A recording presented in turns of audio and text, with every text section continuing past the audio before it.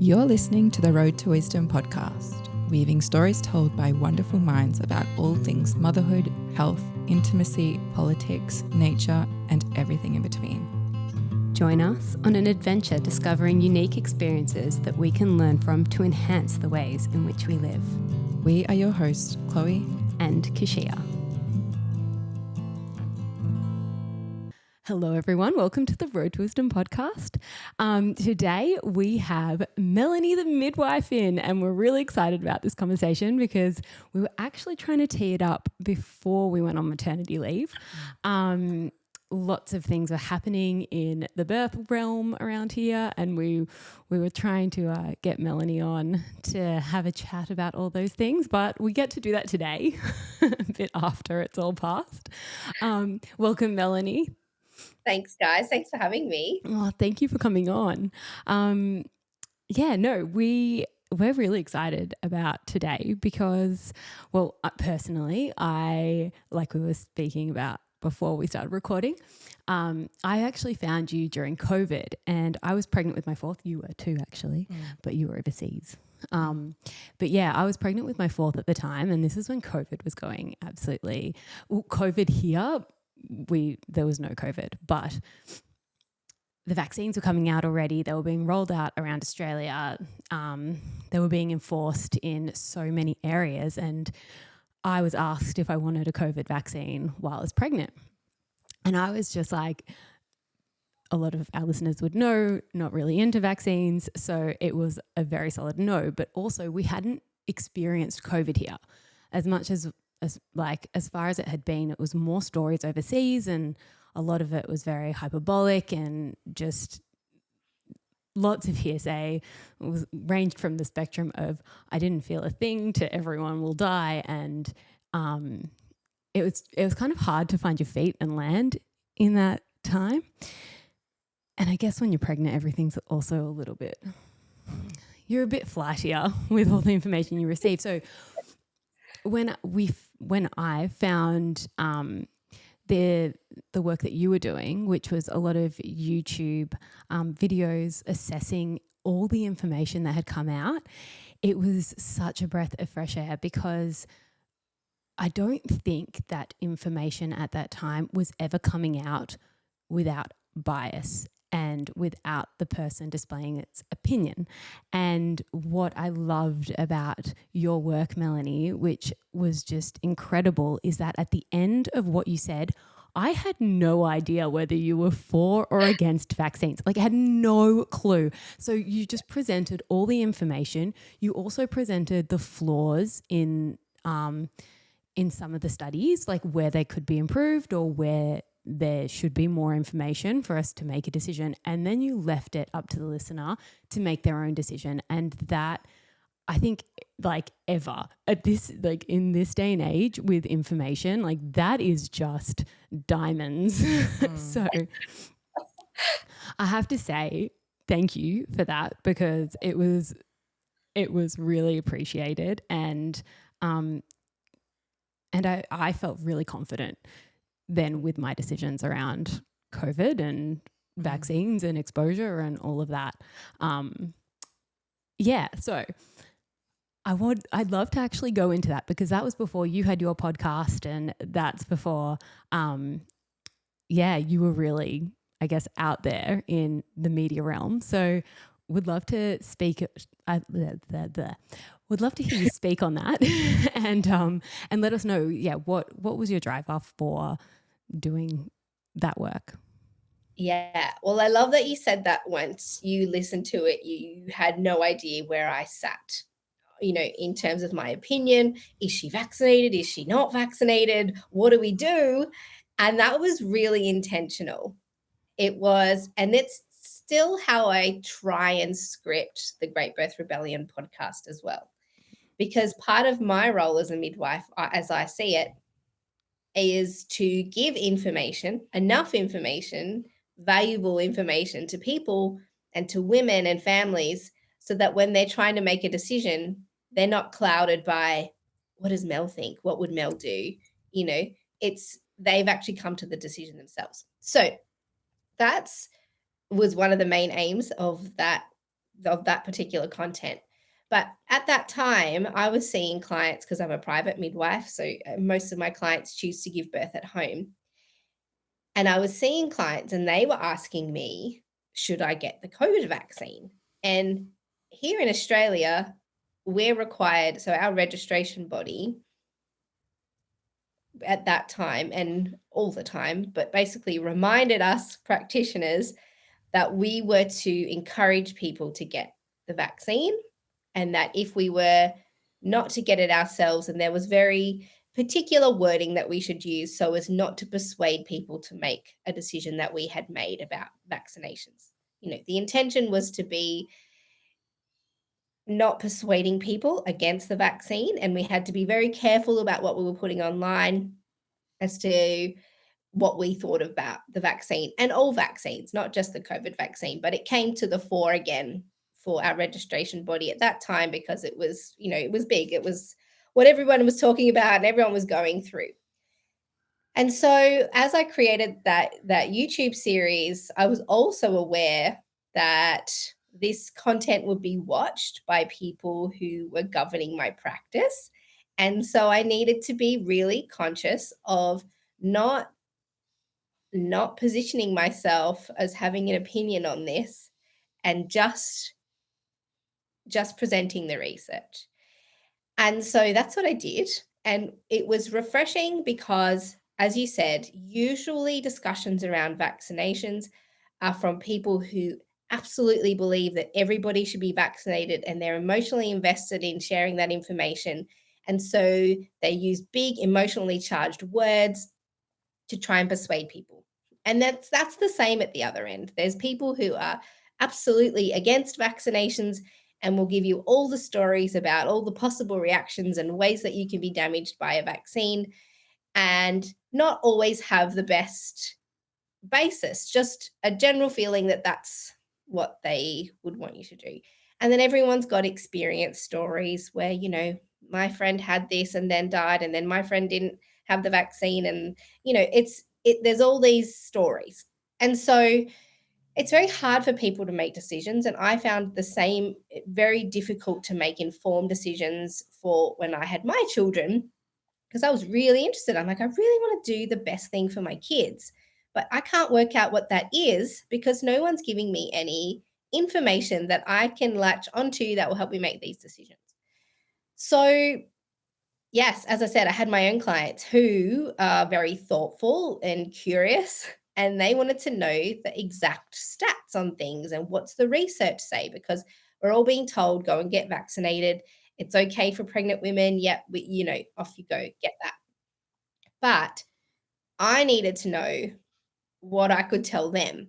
So that inspired the research behind just discovering what had been done, particularly with regards to vaccinating pregnant women, because I needed to tell my clients. So, and then I thought, as I was doing it, man, this is pretty much the conversation I'm having with every single one of my clients. And I'm doing all of the reading anyway. So why not just make a video? Because I'm sure that other midwives are being asked this, and they only have one source of information, and that was mostly the government sources of information, or complete other end where people who don't believe that in vaccinations were sharing information. But again, it wasn't informative. It was just a lot of opinions and a lot of misinformation on both sides. And so I thought, gosh, what's the truth? I don't know what to tell them. And so at the time, I was also working at Western Sydney University in a research team, and we were exploring the impact of COVID on maternity care. And so I was already in it. So found a few of the big main papers. Again, things were moving really fast, but also really slow. Like there was a lot of research coming out because it takes ages to get a research paper out. As a researcher, you start a study, you do the study, you find out the findings, and then you write it, and then you've got to get it accepted. It's this huge process. And so, did that, put out the YouTube video on a few of the papers. And as you saw it's literally just combing through the paper and me interpreting it from an academic perspective and then trying to translate that into words that everybody would understand and giving just nothing more than what this paper showed us. And then the Australian College of Midwives saw it and said, oh my gosh, it's an amazing resource. We're trying to put together an education package for midwives. Can we use it as part of our education package? I thought, that's cool, because I knew that the ACM was promoting the vaccine for people. Just for everyone out there, could you tell us what ACM is? Oh, yes, sorry, jargon. Australian College of Midwives. Cool.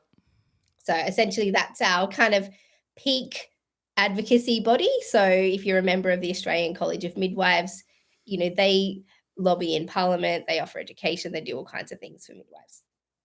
And so they were putting together an education package to help midwives educate themselves on how to educate our clients. And so they loved it. And I thought, good, because I know that they're really promoting the vaccine.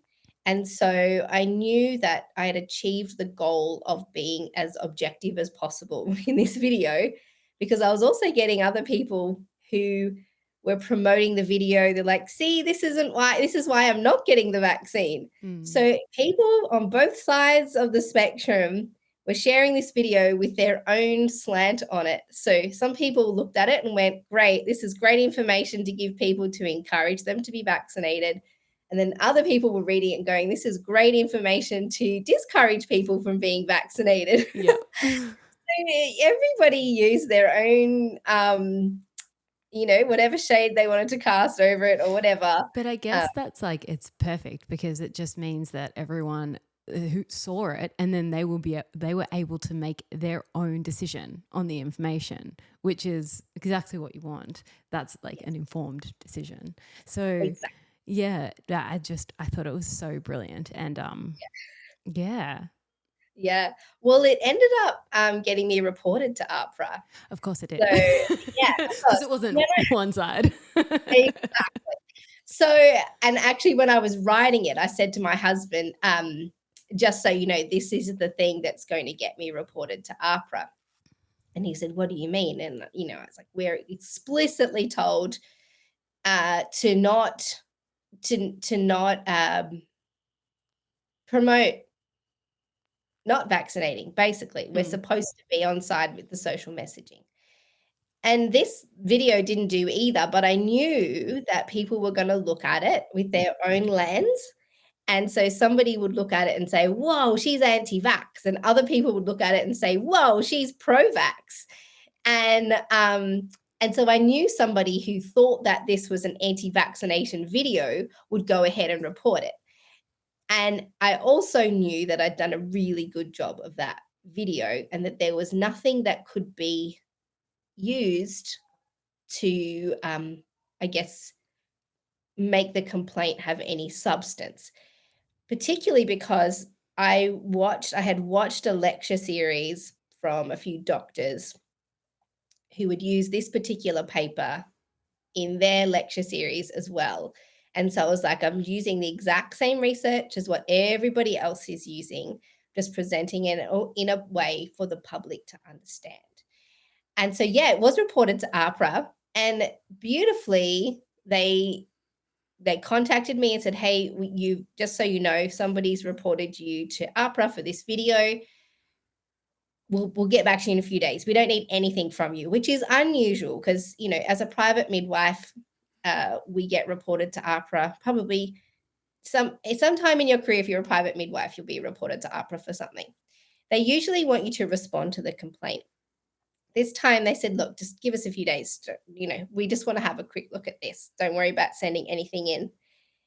And I sent them an email back saying, like the Australian College of Midwives are using this in their education package, and they're very obviously promoting use of this vaccine. So if somebody's arguing that this is an anti-vaccination message, like it's actually out in the public by our peak body used to teach other midwives. So, if you've got a problem with it, you might also want to have a problem with all the other stuff the Australian College of Midwives is doing. And they said, yeah, we know actually.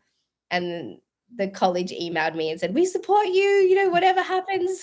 So yeah, that was all thrown out within a couple of days. They were like, there's nothing to answer here. Yeah. So it was, I worked on it for a long time. And afterwards I said to my husband, I think this is a work of art, actually. And I'm really proud of it. So it did go viral, if we're going to call it something. A lot of people listened to it, and I got so much a great feedback from people, just like what you described about it being really helpful when they made their decision. Yeah. Yeah. And then I think following that, you brought out your podcast, which is The Great Birth Rebellion, which is also fantastic if anyone wants to have a listen. And I'm guessing that those videos are what kind of kicked you into providing more information on a larger scale for the public to consume. Well, yes. And also, so I'd started making videos because I also, around the time of COVID, started mentoring other private midwives on how to enter into private practice. There was massive demand for midwives at that time. It was actually the year before that I had started mentoring midwives, and then COVID hit, and I thought, great, like I've already got an avenue to help other midwives start working in the way that I do as a private midwife. And this could really quickly remedy the fact that lots of women were looking for private midwives. We could kind of get more midwives out there.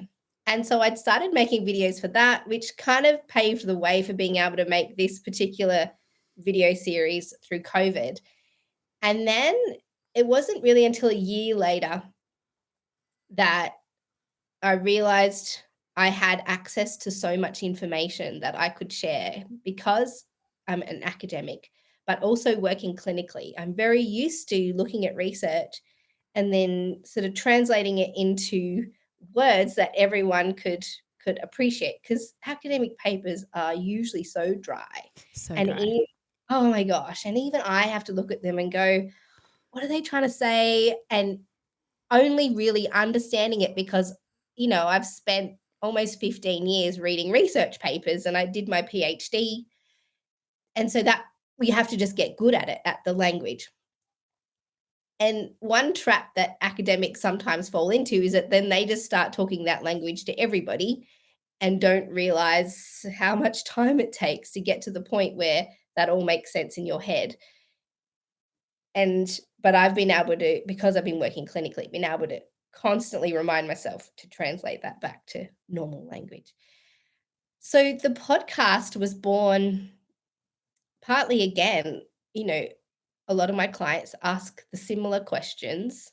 When we talk about group B strep, I give a similar answer to everybody. When we talk about, gestational diabetes testing and post-term pregnancies and VBAC and all these things, it feels like I'm on this just rote education session going, yeah, here's what I know, here's the studies.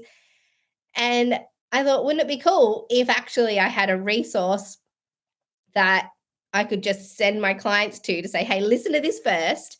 And if you have any questions, we can do the finer details face to face. And actually, originally, I thought maybe I'd make an online course for all my clients. So I'd be like, here you go. Here's the kind of basic education that I would give everybody. Listen to that first, and then we can really go through the nitty-gritties when we're face to face. But then I thought, well, that's a bit wasteful, just only on that 30 or 40 women that I care for each year. Why not make it big? Why not share it with everybody? And so that's what I did. And now other midwives, instead of having to do their own, education session on every single topic for every single woman, what I'm hearing, particularly from midwives who are working in hospital that have really limited time with women, is that they can send them to the podcast episode. And then again, in the little short 15-minute appointments that they have, can answer their specific questions, knowing that they've had a bit of a basic education about a topic. So it kind of evolved from there. Yes. Amazing. So good. Mm. And then I guess speaking about viral, which is something that we'd mentioned a bit earlier, I think the next thing that went viral for you was pregnancy. We're- Pregnancy. Oh my God. we're Honestly, every avid. time I think of you, I just think of like vulva, anus, more bush, full anatomy. Actually, I said to my husband, because we're currently looking at making merch for the Great Birth podcast. Like, people love the little logo that we've got. Yeah. And so I was like, yeah, we can do podcast merch for sure. But and then I said to my husband, maybe I could get pregnancy kind of a caricature on a shirt with just like full anatomy written on it, Yeah. or something, or like vulva. So it's I'm keen to start a bit of a pregnancy, fashion line. I think that would be wise. Maybe some, like, birthing shirts or something. Yeah. No. But Something yes. that I've been thinking about is because obviously like your list of expertise and all the things that you've studied and dip your toes into is bloody impressive. But what actually made you go back and do a PhD and have that particular interest with birthing outside the system? Yeah. I talk about the PhD as being something that I was dragged into. So, which apparently is not an unusual experience for people who do a PhD, but I'd finished midwifery and my whole plan was just to be a private midwife. So I'd been being mentored by a private midwife through my student year, and I'd worked in the hospital through my student year. And then towards the end, I got approached by someone at the uni, and they were like, "Have you considered doing postgraduate study?" And I already had a master's in nursing, which is how I was directed into the midwifery course. And I said, "No, I've already done a master's. I'm not interested in doing any more. That's it. Like, I'm going off to be a private midwife now. I've done all the study and I've arrived." And they said, "Look, would you consider doing a PhD?" And my first question was, "What is that?" I had not even that's how uninterested I was in any further study, and it just was not on the radar. I had no aim to do that. And so then my lecturer said, "Just go and see Hannah Darlin." So Hannah Darlin, now she's a professor at Western Sydney University. At that time when I was graduating, she'd just come into the university and just started working there. And she was in charge of the postgraduate study team. And they said, "Just go, take your transcript, talk to her." So off I went with my transcript, not really sure what was going to happen. And she said, "Yeah, we should definitely do a PhD." And I said, "Okay, what should I do? What should I start with?" She said, "Find a topic that you love, because by the end, you're going to hate it. Because it's going to be, a PhD is 3 years full time. They expect you to work on it at least 30 hours a week. And you have a contract that basically says you can only work 1 day a week if you're doing a full time PhD." So I thought, okay, I still don't really know what I'm supposed to do, but I went home, had a think. And one night I shot up out of bed, as we do, when we have a moment of quietness and ideas start flowing. And I said, "Birthing outside the system. That's what it's going to be on. Any birthing option that is outside what's currently accepted by maternity care system, that's what I'm going to do." So I went to Hannah with that idea the next day and I said, "It's going to be called Birthing Outside the System." She just looked at me. She goes, "Yes, yes.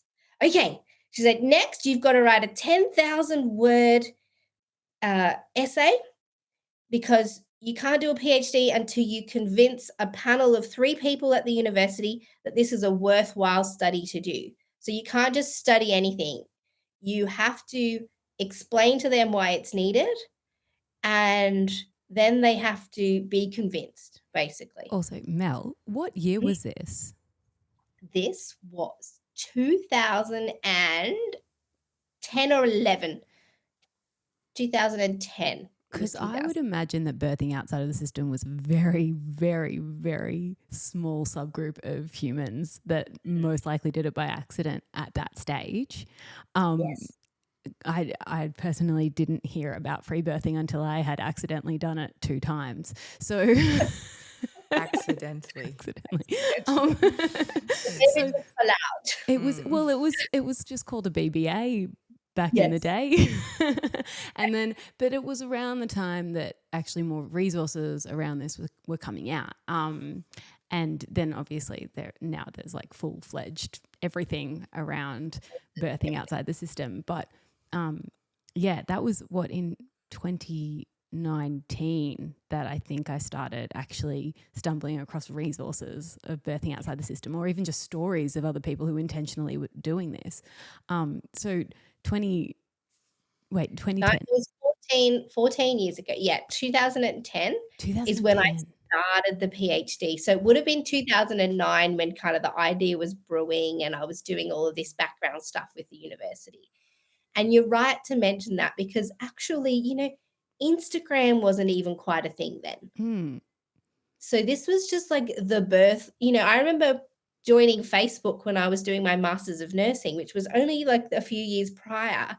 So even the whole concept of social media was new and sharing information was a lot slower. There was chat groups on the internet. That's how we kind of gathered. That was one of the questions they asked is how are you going to find these women? Surely it's so rare.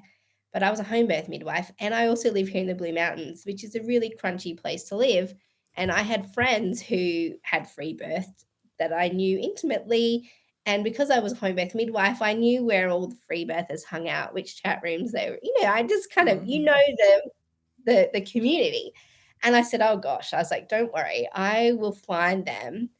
And, once one person catches on to the research, they tell their friends. And that was part of the research method. It was called a snowball method, where actually you asked the person, whoever you interviewed, hey, do you know anybody else who you think might want to be interviewed for this?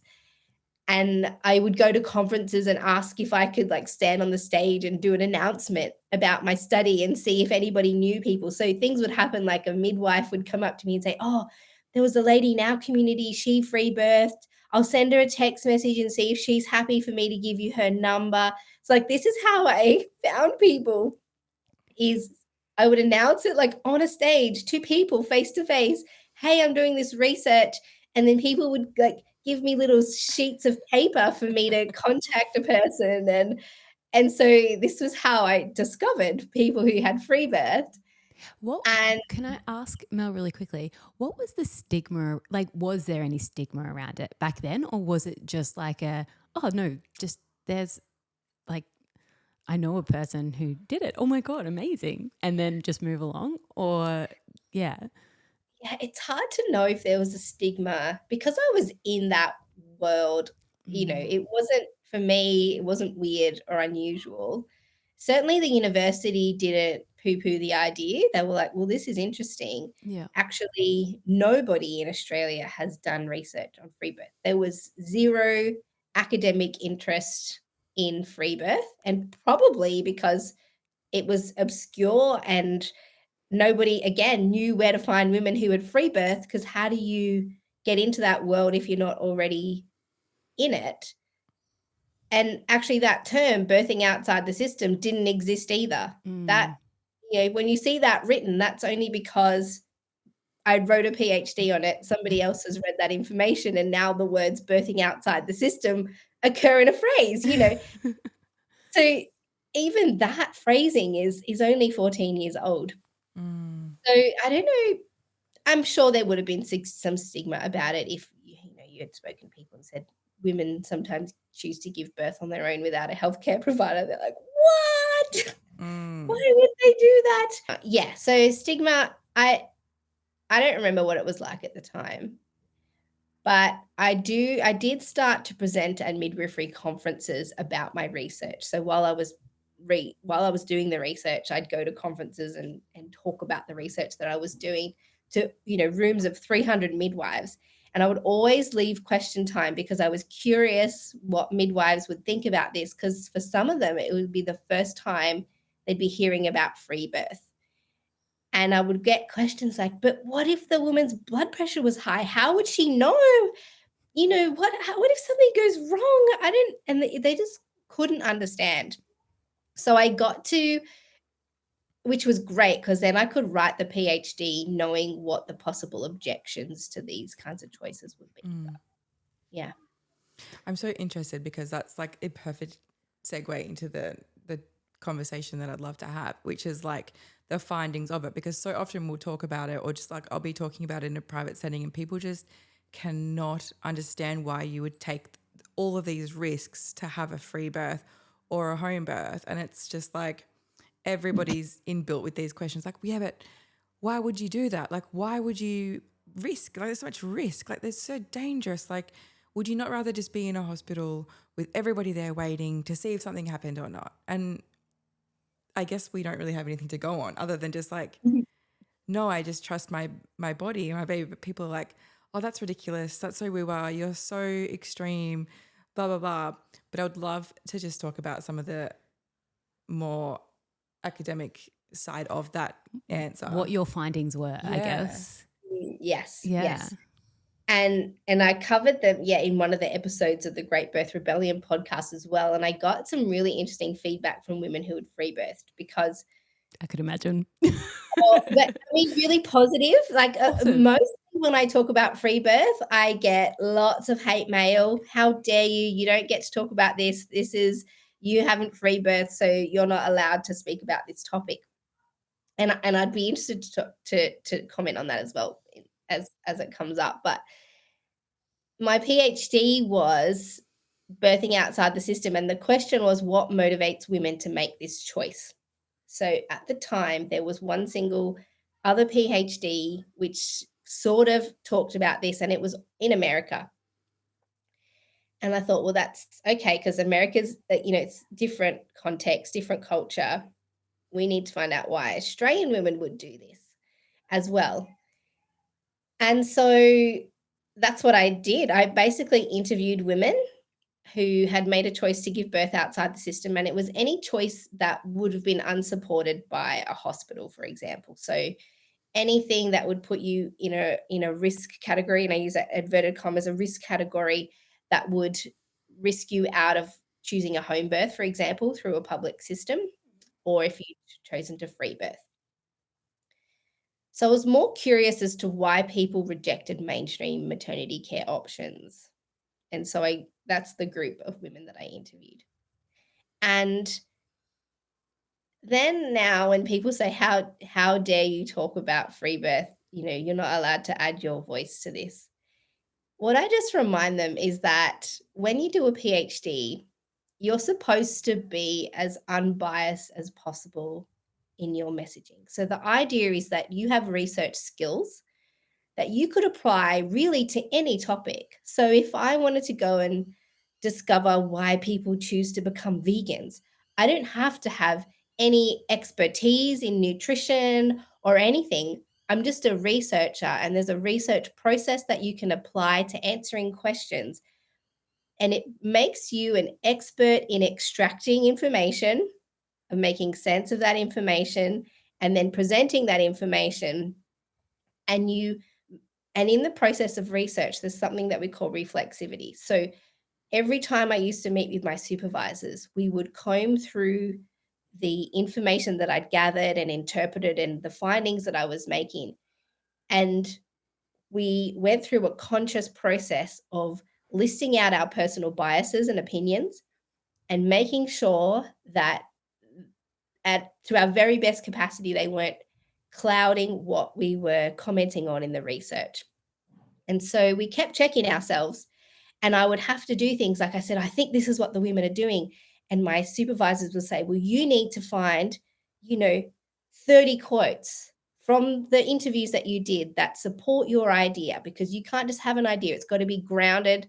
My research process was called grounded theory, which basically means any assumptions or theories or findings that you present have to be grounded in the information that you gathered. So when people say you can't comment, I often say to them, I haven't commented, actually. This is women's stories that they gave me, that they shared with me. All I did was collate their stories and tried to use their stories to understand the main themes to answer my question, why do women do this? And I had to, when you write a PhD, which was 100,000 words, you have to demonstrate how your research process answered the question without bias, essentially. And so Yeah, I get to because they're not my stories and it's not my opinion. They're the women's stories. Yeah. And I got, an amazing mark for my PhD because again, people who were reading it weren't in the birth world necessarily. Mhm. They marked it on the merits of how good was the research process and how good how well was that applied in order to have these findings. W- Which is exactly what research is. It's supposed to be, Supposed to be, Supposed to yeah. be. Because I Yeah. mean, like that would actually, like, I guess in today's day and age, I feel like the research that comes out now is quite often laced with opinion, and it's probably not quite as meticulously done, especially when you've got studies coming out very quickly, a lot faster than what they used to come out.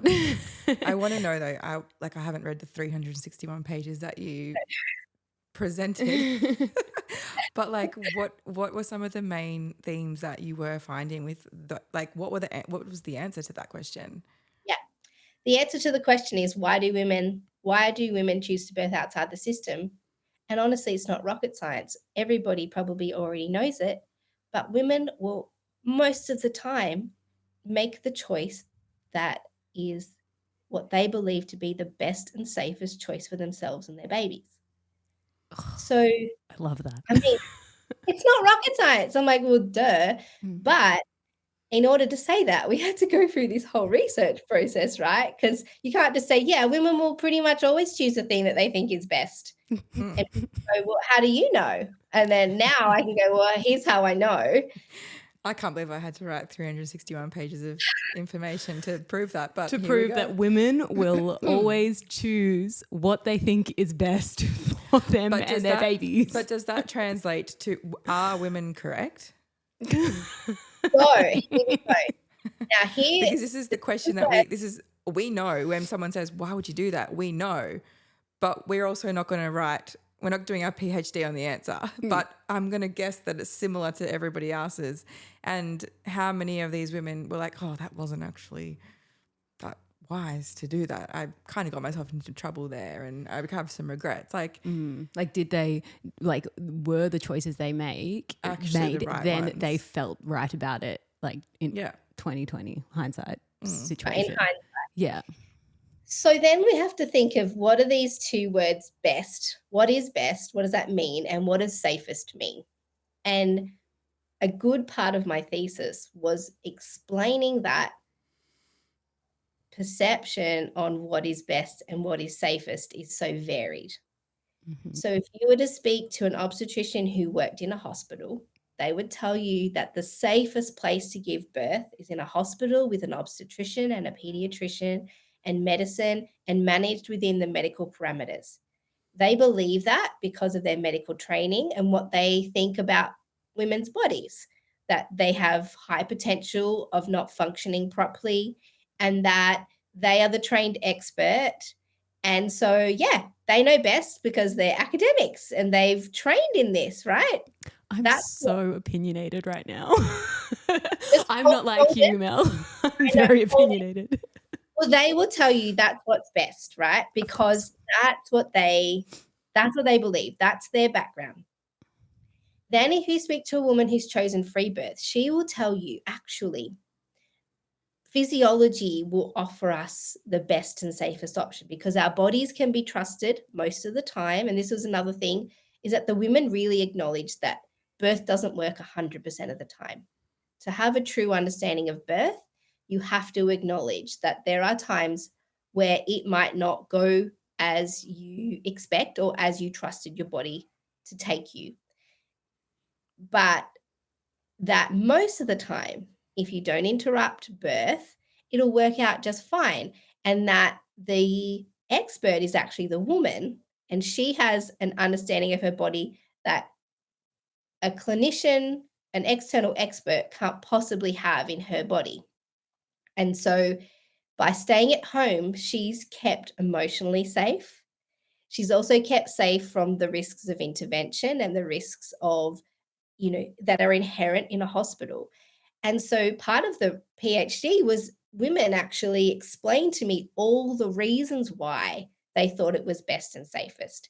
And it came down to three priorities.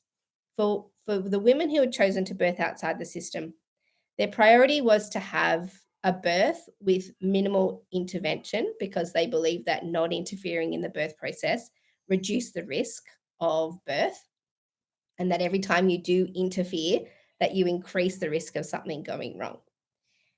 They also wanted to prioritize having people that they loved close to them, including their family, friends, anybody that they chose. That was one of the major priorities.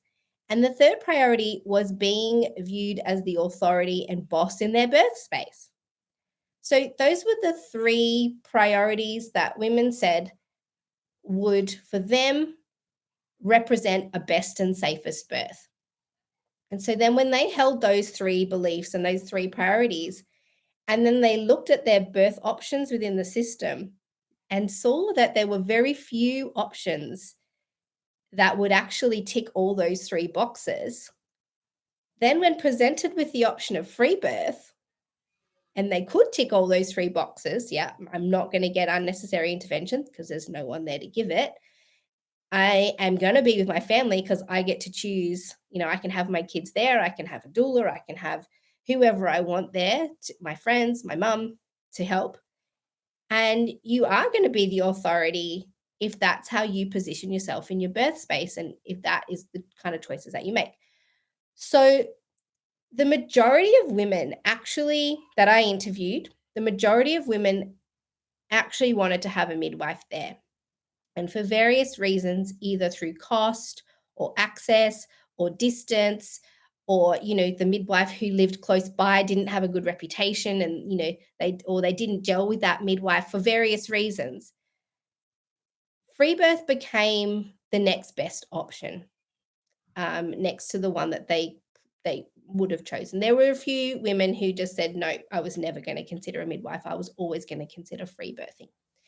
But the majority had to go through the decision-making process. It was pretty easy to get past the decision of, will I go to hospital or won't I go to hospital? They kind of went, yeah, I'm not going to hospital. And that was, again, based on a whole bunch of things, which I do talk about in the PhD, as to why hospital birth was taken off the table. Mm-hmm. Then, I describe a pathway of how they got to free birth. And one of the comments, or one of the titles of one of the chapters, is forced to consider free birth. Is that actually when women looked at all their other options and saw how they wouldn't cater to their three fundamental priorities, they were forced to consider looking at all the other options, and free birth became the best and safest option because it fulfilled those three requirements of having no intervention, minimal intervention at their birth, keeping their family close, and them being considered the authority in their birth space. And so, I have free birthers have said to me, I don't want to call people free birthers, but, women who have chosen free birth have said to me, we just do it because we want to, Mel. We don't always have to have a reason. Mm. And I was like, no, we choose everything for a reason. We're Yeah. people. We choose our meal for a reason. When you're trying to decide what to have for breakfast, you're like, well, I want that because it's tasty, or I want that because it's nutritious, or I want that because it's the only thing in the drawer. There's always a reason why we do things. And women who free birth are so thoughtful about their process. It couldn't possibly be that they just did it because they wanted to. And when I interviewed women for this research, there were a few that, like, oh, I just wanted to. And I was like, okay, well, look, let's just start. Let's talk. Tell me about your other birth stories. And all of a sudden, all of this, this birth story unfolds. Even, some women were like, I nursed my mother through illness in hospital, and now I can't go into a hospital again because I'm traumatized by that. And so I'm like, okay, so it's not, you didn't just want to, actually, you've had a history with the system at some point that has traumatized you, or a history with authority figures where they didn't want to be put in a vulnerable situation with an authority figure, in a situation that could make decisions on their behalf. So we're complex. We're complex. We don't just make decisions for any reason. So that was the big main finding. Obviously then it filters down because you have to explain all that in the thesis. But that's what was discovered. It's so interesting And because and so simple because like I guess like we've interviewed quite a few women now who have either had traumatic first births and that was their move out of the system, or what are some other examples? it's mostly trauma Yeah, from their or first they've birth. heard traumas from their friends or families or relatives, and they've been introduced to free birth, and so their first birth is just like, oh hell no, I'm not doing that. Or they just live in the Northern Rivers. Yeah, and, yeah. Now it's just accepted. Or the Blue Mountains. But I think like bringing it back to women feel and intuitively that it's the safest, like they're always going to choose the safest and best options for them and their baby. I think that's just like hit the nail on the head. I don't even need any more explanation than that. Was the same finding. So Yeah. like, why did you choose it? Well, I thought that was the best and safest. The next person, and then the next question is, but why did you think it was the best and safest? Yeah. So that's what I had to discover next in the Yeah. PhD. And women really clearly explained the inherent flaws in the hospital system about what they were trying to avoid actually by not going back there. And so, in a way that only an insider or somebody who's experienced the system could explain. Yeah, so it's, it wasn't baseless. It wasn't like, I just think it's the best. That's just it. They're like, well, here's a list of all the reasons. Yeah. Yeah. And I guess like for all those reasons now, we've just got so much research, so much information, so many stories that are like constantly backing that up. And now we've got obstetricians who are even like, yeah, like we got some flaws. So, I mean, a lot of obstetricians who are still like, no, but a lot of obstetricians who are still like, yeah, like these are fair points and this needs to be considered, and will even advocate for women to birth outside the system. So, yeah, it's really interesting. I'd love to actually move from here though, because we're running out of time. Because but one thing that was really, really interesting that you did, Mel, was interview the journalist who had amalgamated information on free birth, which was inclusive of the area we're in, but all the way up to, I think, Sunshine Coast. And yeah. I think she talked to me about, a kind of this 2 or 3 hour radius. Okay. From what I could recall, it's been a while that, Yeah. but it was, there was a catchment area for sure that they were focusing on. Yeah. And she was doing some journalism on birthing outside the system that was really focused.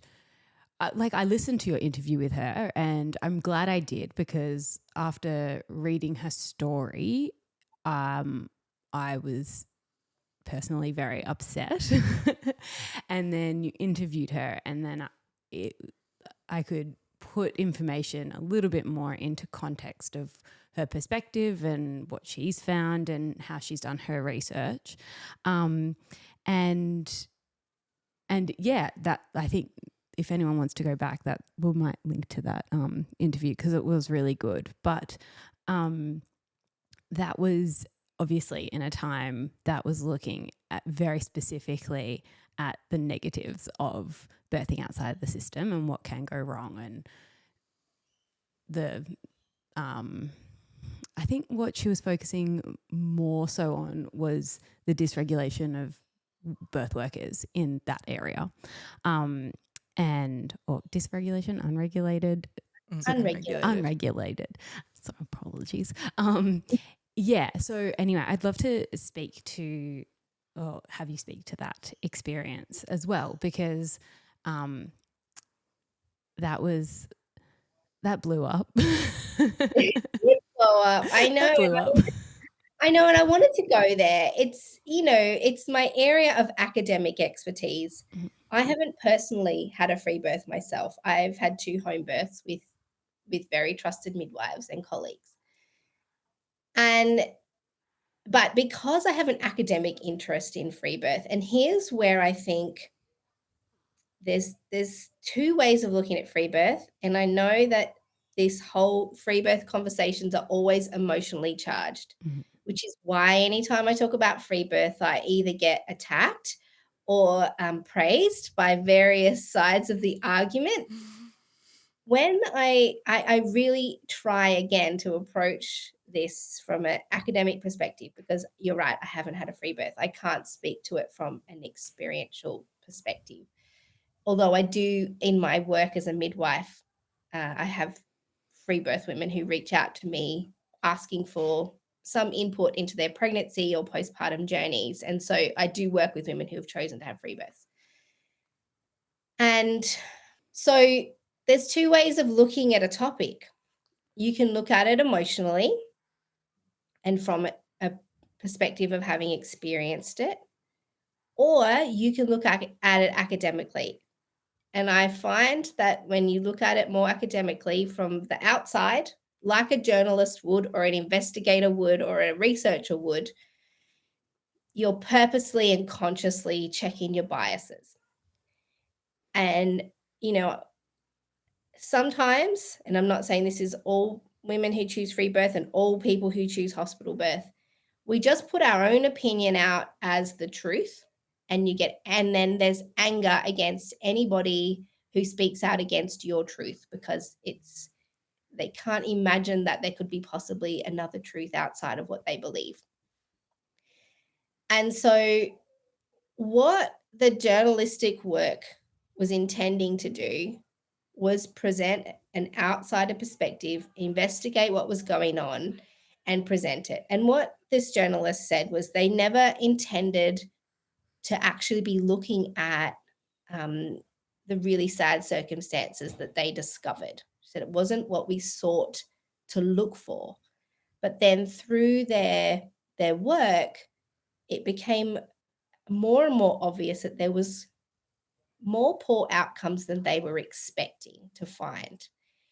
And so it's almost like when you're working in journalism and you discover something significant like that, is then you have a responsibility to share that information, because that's information that's not publicly being sought and potentially being downplayed in the free birth world. Mhm. So And and then this is something that that journalist had spoken about in the interview.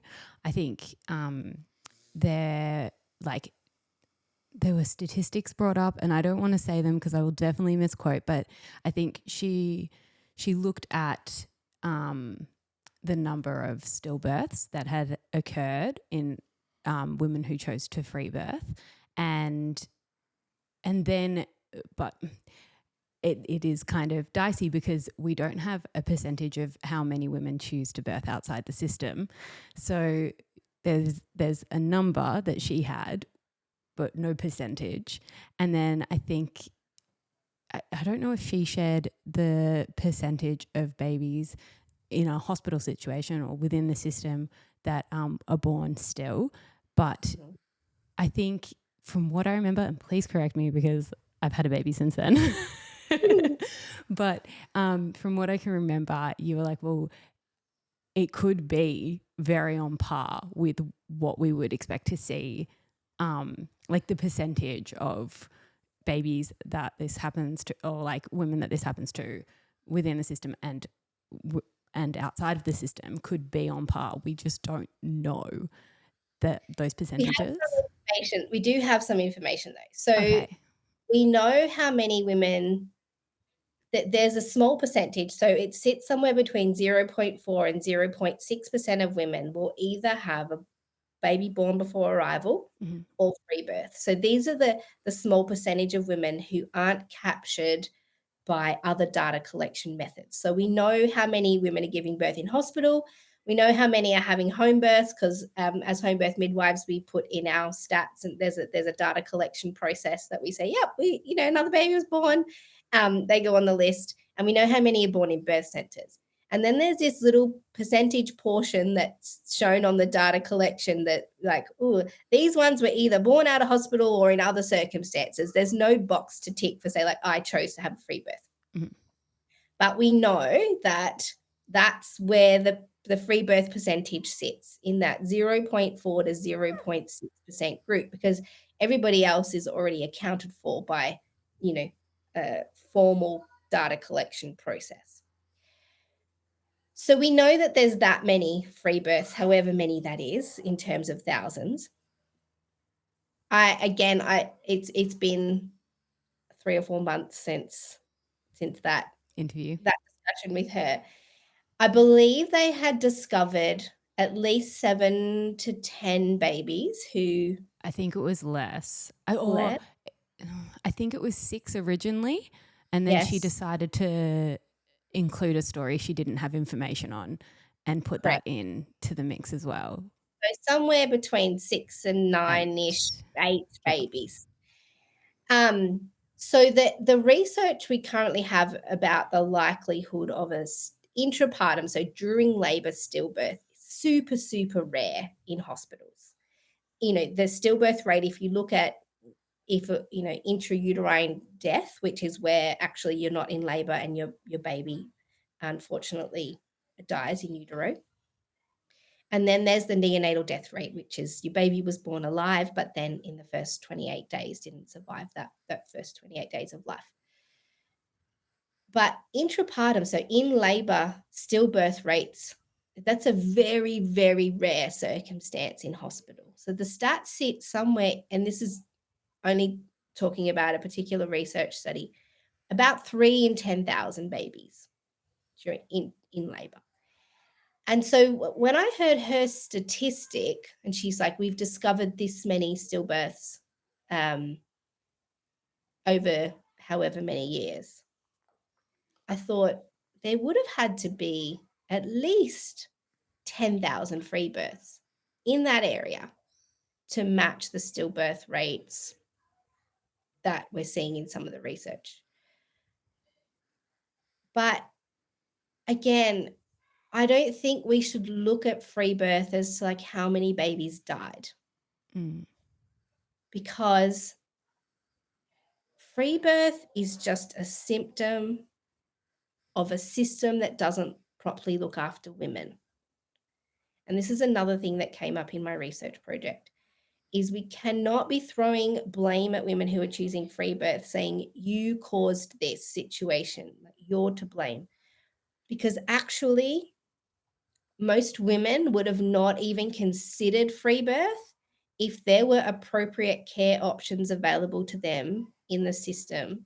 And if the system wasn't traumatizing women and giving unnecessary levels of intervention and cutting them off from their families and providing them with a service that actually doesn't suit their needs, I think there'll be far less women who would see free birth as the ideal option. There would be, like, if the system said to women, okay, what do you envisage for your birth and how can we help you get that? And women said, well, I want to have my baby at home and I'd love to have a trusted midwife that I've chosen and I'd love to not have to spend $7,000 to get that. And the system went, great, who do you want? We will make sure they're paid. To have a normal vaginal birth in hospital is very expensive for the government. It's a lot cheaper for them if they were to fund midwives to attend women at home, or really to be in servitude to women. Then I do believe that there would be less women entertaining the idea of free birthing, because why would they need to? They've got a midwife that they chose. They're in a space that they chose. They've been able to discuss their desires with their midwife. I mean, obviously the midwife is going to bring things that, there'll be circumstances where that situation doesn't work for the woman or the midwife. But free birth is just it's a symptom of a system that doesn't serve women. And so women won't stand for it and they go, well, I'm going to need to find something better and safer because you can't offer that to me. And so I don't think we should be blaming women for any outcomes. I think that if there's any any way that we can flip this conversation and actually say, well, potentially you should consider giving better care if you want women to actually come to you in a hospital or use this service. So it's really tricky to break it down and go see all these women are free birthing and then look at the outcomes that we've got, because it doesn't really, it's not fair to just look at physical outcomes. Uh, it's a really medical way of assessing things because there's so many different levels of safety. Yeah, I just think if only the system was better, then maybe women wouldn't have to fight to get a birth that they want. So hard. It is. It's really hard. It's a very convoluted conversation too, because like even as you were talking, I was like in my head, so many different points were coming up that, I mean, we've discussed a few here already, but like even, yeah, I guess a lot of information is taken for women who do choose to birth outside of the system, and to tick all of those boxes, like a massive change would have to happen, especially if they've already had a poor outcome within the hospital system. So, yeah, and I know that, there are a multitude of podcasts that will look at, okay, yes, in this situation, there's an alive baby, but what have you left of that family, like to get there, and could it have been avoided in some case, like in a lot of cases, I guess. So, yeah, I don't know if that sounded insensitive at all. I'm not trying to be, but I think what the journalistic article was about as well was the concern that because doulas are unregulated, and it was particularly around doula attended free births, yeah, was kind of the focus of this journalistic piece. And because doulas are unregulated, there's no way of knowing what kind of information they're sharing or advice they're giving to women. And I think one of the questions that came up is did these poorer outcomes, unwell babies or babies that didn't survive birth, was that the doula involved in some of that decision making, for example, saying, oh no, this is normal, it's okay to stay at home, and then a poor outcome is happening where, traditionally doulas aren't necessarily supposed to be giving clinical advice as to like, no, this is okay, that's not okay. That's not really the role of a doula. And so one of the questions that came up is, are doulas putting themselves in the role as sort of pseudo maternity care providers, and then women are putting their trust in them to make some of the clinical decisions, and then are we getting these outcomes?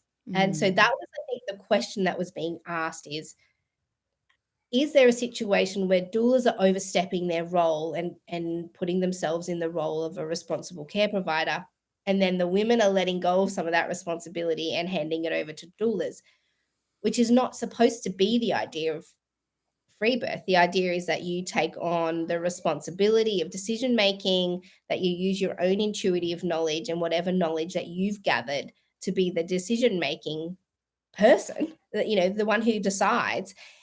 And then, whatever happens, you go, well, yeah, this is what I decided. And this is, what happened.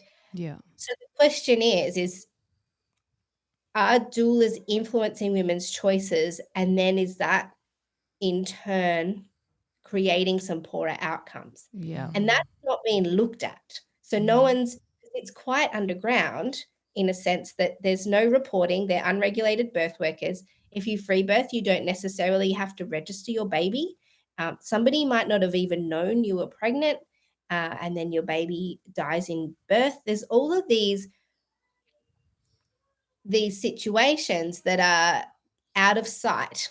And so, and then the anger that ensued when it was brought into light, when people said, how dare you look at free birth and look at poor outcomes in free birth, it's kind of like, well, hang on, maybe the majority of people are doing the right thing, but what if there are a few who are actually practicing in a dangerous way as a doula Yeah. and overstepping the mark and causing damage to people, and where women have somehow been convinced to that side? So I see it really, we've got some obstetricians who are like, yeah, everyone should be having a baby in hospital, and they've got 70% cesarean section rates, and yes, this is the best. You should come over and do it this way. I see when people promote free birth in that kind of a way, like I've seen people say, everyone should have free birth. It's the best. It's the safest. You should all come join us. It's amazing. It's as irresponsible as an obstetrician saying everyone should come and have their baby in hospital with an obstetrician. It's an extreme message that doesn't have truth behind it. We've never been able to research the outcomes of free birth. So to say to a woman, yes, free birth is absolutely safe, your baby is going to be completely fine, is a lie, because we don't have any of those stats. It's as big a lie as saying, yes, cesarean's safe, 100%. I can hear obstetricians. I'd like to touch really quickly on that, on doulas and birth workers, because we've spoken to quite a few, and every doula or birth worker I've spoken to is very clear on their role in the birth space, and they're very clear with their, like, whoever they're supporting in that birth space. I don't make any decisions, and I can provide research, but you need to do it yourself. Like, they're very clear on holding those boundaries and putting it back to the woman. Like, if this is something that you want to do, you have to be really strong in your knowledge, and you need to listen to your intuition, because birth can not go to plan. And in that circumstances, like, every woman wants to do what's safe for their baby. So if you're stepping into free birth, like, it's something that you need to know is that it is all on you, or like, it's all on you. It doesn't matter who's there to support you. You're guiding them. You're owning your birth space. You are the authority on your birth space. And when if you feel like something is wrong, you need to, like, you act on that. So, I just want to put that out there, because I'd hate for this to go out and doulas to be like, hang on, not Yes. all of us. Like, because there's a very, like, I would say majority know 100% their place in, and are very clear about their place within the birth space. But Yes. I guess, like, your handful of, not handful, but like some obstetricians, some doulas, some midwives are all, we're people, and there's obviously going to be variety within people, and there are going to be people doing the right thing, and there are going to be people doing the wrong thing, maybe intentionally, maybe they have absolutely no idea they are. So when information, I guess, and when this story came out, I guess it would have been a good shake up for anyone who wasn't 100% sure what a doula was, or what you were, even as a doula, are supposed to be doing in a birth space, depending on what course you've done or who's guided you into that space, to then really know quite clearly where you sit within the birth space. I mean, it's a testament that really only now have unregulated birth workers like doulas really been in mainstream media. It's that the majority are aware of where the boundary is and what their role is. I think what this was really highlighting and potentially calling out is there a growing group of doulas and women who have pushed the boundaries so far that it's starting to become problematic. And so nobody else is going to look at this. The only way of discovering something like that would have been through this kind of journalistic exploration, which unfortunately felt very laced with bias. Well, the journalist who wrote that, she's a home birth mother herself. Okay. Yes.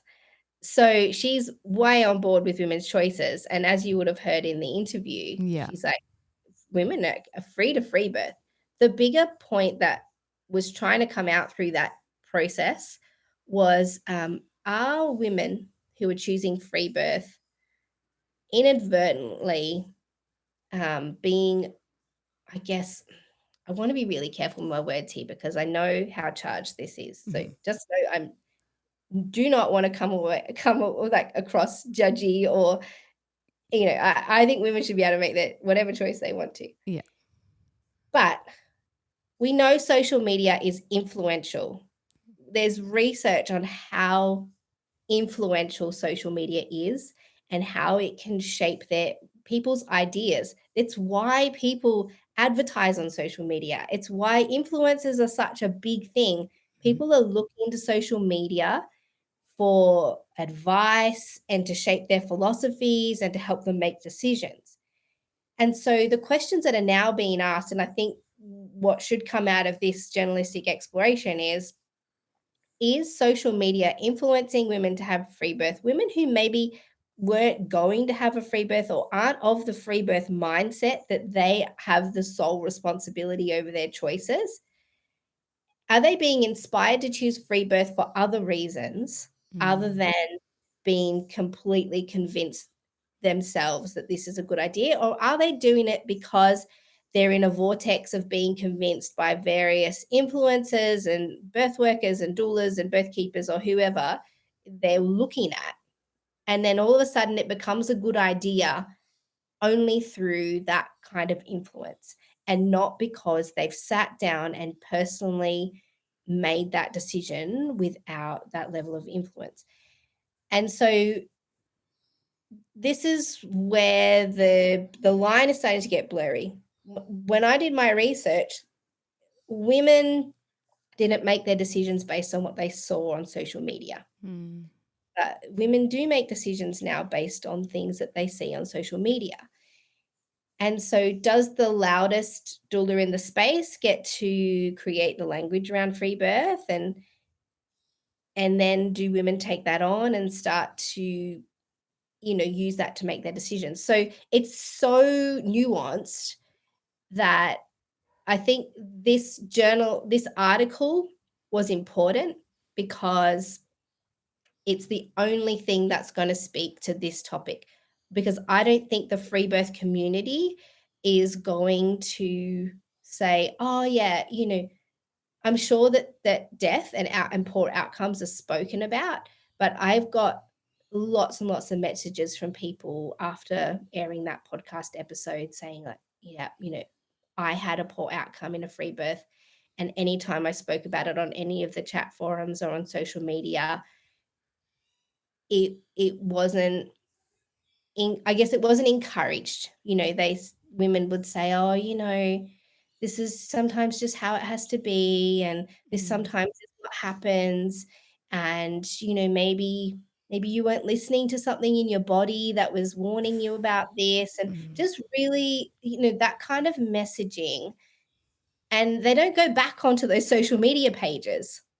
They just leave. And so nobody, even the free birth community, and again, I'm being really blanket here. Somebody out there is thinking, no, that's not what happens.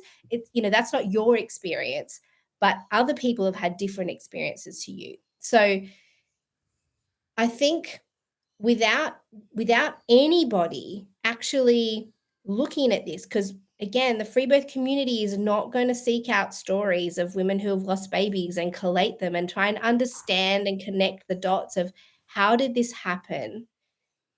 And equally, academic researchers aren't interested in doing that either. And then what we all, go for Sorry, it. Mel, I'm going to push on that a little bit because the free birth, I mean, I wouldn't say I'm so much part of the free birth community. However, having experienced multiple myself, I have dipped my toe into some of those circles, and they want to talk about the poor outcomes.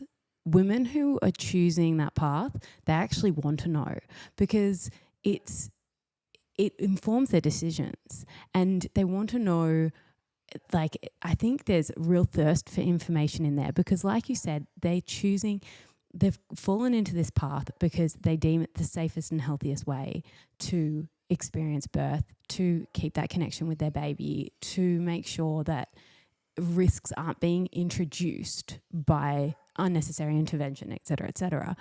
And so while no one wants to talk about it just in like banter, like here and there, but women do want the information of what can go wrong, because if they're choosing that, they want to know, okay, when is it time to call this and go to the hospital? Like, when is it, especially if they're going into it first time round, et cetera, et cetera. But all the women that I have seen in that area actually, while they're hard conversations and no one enjoys them, they want the information because it is, yeah. And so it's good. This is why we're having this conversation with you because it is good. Like, it's awful, but it's also really good to inform our decisions. And so when you're going into it, which, I mean, that article came out really close to when we were about to give birth, and a lot of women I know who were planning a free birth ended up veering from that because of it. For me, I took that information on board and it weighed really heavily with my own personal decisions, and I decided that still taking the course of birthing outside the system was the best for me at that time. So it's not, I just want to add that because I know this is so loaded, and I know, like, even I'm like having this conversation with you, I'm like, my hackles are going up a little bit, and I don't want them to, and I don't want my personal I'm loving bias it. to, I like, love the neutral perspective because I'm both sides. I'm like birth outside of the system, but also like there's a time and place, and would absolutely love for there to be more, rebellious midwives who are willing to put their egos aside and be more of like a traditional type of midwife who just trusts birth and, is there to be there as a midwife and understand that they're not the authority figure. I think that would be bloody awesome. Yeah. But it doesn't seem to be happening. So, but it's like, I think, Mel, I think it's really important that you do have these conversations because even though you would get love and hate from both sides, and I'm sure it is awful and fantastic, but the awful stuff I've come to find really sticks a lot harder than the fantastic stuff. So, but I like I said, women are thirsty for this information. Like, whether it's shit, and I think podcast, like this kind of platforming of information is great because it's there when you're ready to hear it too. Yeah. And it's not being forced down anyone's throats, and it's not, it's here when you need to hear it or when you're ready to hear it. And then you can continue making your own decisions on how you are going to best and safely bring your baby forth. So, I don't want to. Did I cut off any points before we wrap up? I don't think I spoke, but yeah, all good. Do you enjoy listening to this one? I love this interview between you and Mel. No, it's always lovely. No, it's completely fine. I'm just taking the piss. I'm leaving that in, Yeah, you can. Oh, no, it is nice. I mean, like, there are so many women. I mean, like, at the time when we were both pregnant, it seemed like a million other women were pregnant at the same time as us. And I remember having so many conversations with women just being like, I don't know what to do. I feel really like, pushed to free birth because that's like socially acceptable now. And, but I don't feel 100% safe doing that and this and that. And it was like, why is this so confusing? Like, why is this such a hard, decision to make? Or why does it feel like we're not, I don't know, it just felt like we were kind of needing to pave a new way. But yeah, it's been interesting. It's good getting all the options out there and all the information, or as much information as possible. And I think, as you said, it would be amazing if women could trust that when they hired a midwife, that the midwife was going to be leaning into traditional midwifery methods and actually there and present with women without having an interest in meddling and interfering with the birth process. I think a lot of women who have chosen free birth would say, I'd love a person like that Mm. be Yeah. in my birth space. And potentially that's the role that some doulas are playing, is that Mm. women are saying, well, the midwives that I know in the area, that maybe they're not going to do the type of thing that I want them to do, but maybe this intermediate person, this doula, might fall into that role. And I think that's where the problem is lying, Mm. is that maybe some women, and as you said, some women read that article and decided not to free birth anymore. Maybe they hadn't fully explored that enough. The idea that their baby not surviving could be a thing. And then they saw that and went, whoa, actually, maybe, I'm hearing this now and reconsidering my decision. Mm. So I don't think there's so many issues in the maternity care system that are making free birth a topic, Mm. Yeah. And so, yeah, I mean, we could talk in circles all day about it, Yeah. really. Absolutely.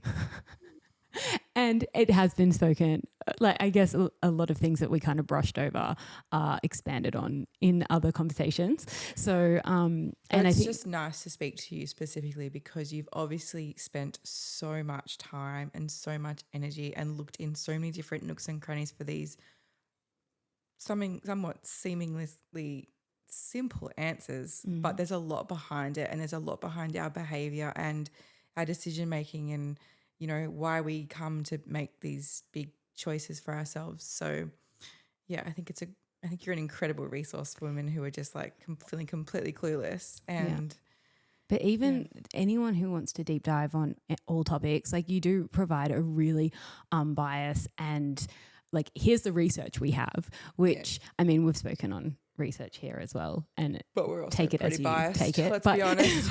we're a little biased. We don't do what you do, Mel, and you do it very well. We're opinionated.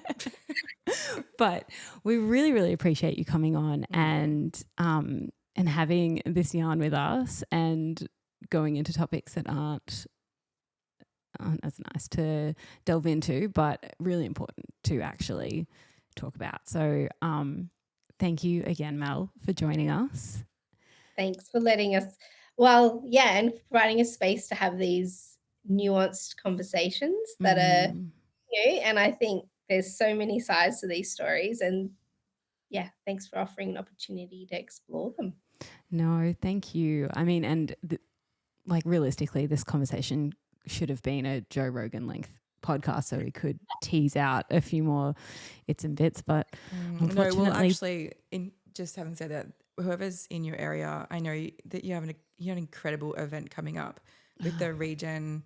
So if anyone wants to have a Joe Rogan length conversation with you, do you have that time? Appearance with you. Well, yeah. Quickly so we've plug got it. I'd love to go.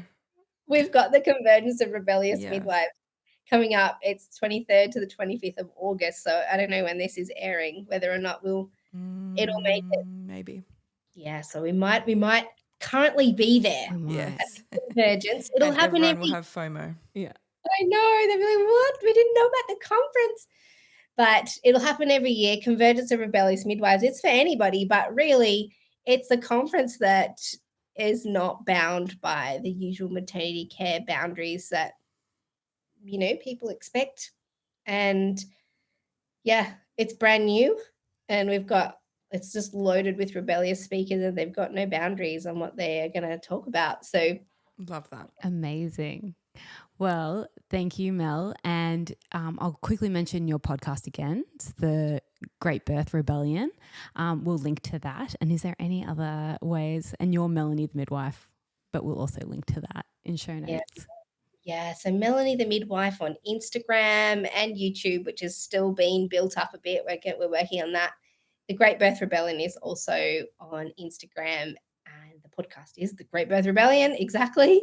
And the website is melaniethemidwife.com. But I'm sure if you Googled Melanie Jackson Midwife, it would all come up in a Google search. That's that's what I'm up to. Amazing. Thank you again, Melanie. We'll hopefully speak to you again soon. That'd be great. I'd love that. Bye, everyone. Thanks for tuning in to the Road to Wisdom podcast. To join the journey, you can follow us on Instagram at theroadtowisdom.podcast and at www.theroadtowisdompodcast.com. Don't forget to subscribe and leave a review. We look forward to seeing you next week with more juicy content.